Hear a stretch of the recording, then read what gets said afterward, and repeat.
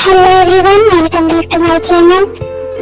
आज हम बहुत ही प्यारा सा फ्रॉक और ट्रिप सलवार बना रहे हैं। ये हमने लेस के साथ डिजाइन किया है। ये हमने सिमर फैब्रिक लिया है और ये जरी वाली लेस से हमने इस पर डिजाइन किया है।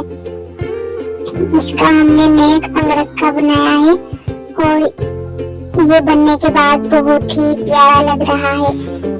फ्रेंड्स, अगर आपको वीडियो अच्छी लगी हो तो हमारे चैनल को सब्सक्राइब करें, वीडियो को लाइक और कमेंट जरूर करें।